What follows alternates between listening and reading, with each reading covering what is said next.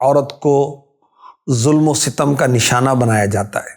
مار پیٹ، گالی گلوچ، بے جا پابندیاں، ذہنی دباؤ، بنیادی ضروریات کی غیر فراہمی، بیٹیوں کی زبردستی شادی کر دینا، عورت پر نادان لوگ تیزاب پھینک رہے ہیں، اس کی عزت کو چھال رہے ہیں، کہیں دین سے دوری کی بنا پر غیرت کے نام پر قتل ہو رہا ہے، اور کہیں نادان لوگ سرے عام عورت کو تشدد کا نشانہ بنا رہے ہیں، اور تشدد کے بہت سارے مختلف انداز۔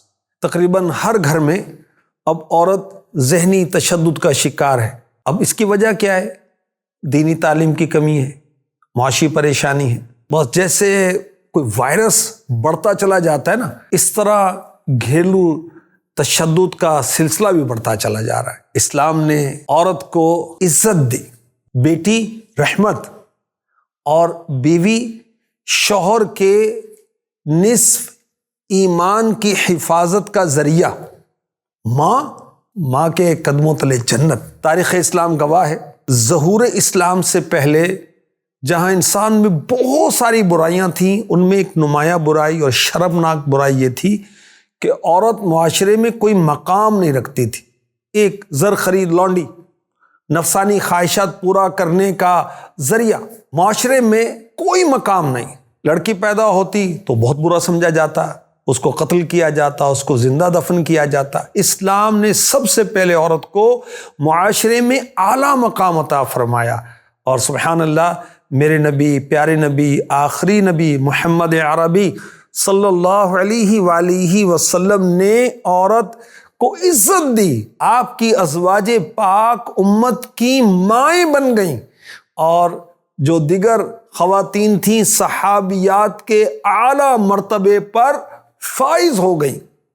میرے آقا صلی اللہ علیہ وسلم نے ازواج پر، اپنی بیویوں پر، اپنی وائف پر تشدد کرنے سے منع فرمایا، اور عورتوں کے حق میں بھلائی کی تاکید فرمائی، اور شوہروں کو پابند کیا کہ عورت کا حق ادا کرو، ان سے بھلائی کرو، انہیں اچھے لباس دو، انہیں اچھی غذا دو۔ میرے آقا صلی اللہ علیہ وآلہ وسلم نے ہماری کیا تربیت فرمائی؟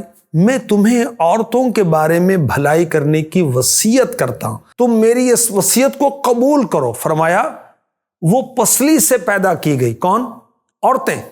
پسلیوں میں زیادہ ٹیڑھی اوپر والی ہے، اگر تم اسے سیدھا کرنے چلے تو توڑ دو گے، اور اگر ویسی ہی رہنے دی تو ٹیڑھی باقی رہے گی۔ اور ایک روایت میں یوں ارشاد ہوا، میرے آقا مکی مدنی مصطفیٰ صلی اللہ علیہ وآلہ وسلم نے ارشاد فرمایا، عورت پسلی سے پیدا کی گئی، وہ تیرے لیے کبھی سیدھی نہیں ہو سکتی، اگر تو اسے برتنا چاہے تو اسی حالت میں برت سکتا ہے، اور سیدھا کرنا چاہے تو توڑ دے گا۔ اور توڑنا کیا ہے؟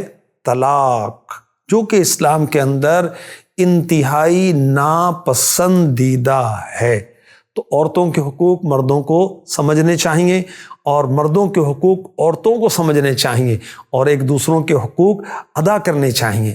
تو مردوں کو چاہیے کہ اپنی ماں کے ساتھ اچھا سلوک کریں، اپنی بہن کے ساتھ اچھا سلوک کریں، اپنی بیٹی کے ساتھ اچھا سلوک کریں، اور اپنی وائف، اپنی بیوی کے ساتھ بھی اچھا سلوک کریں۔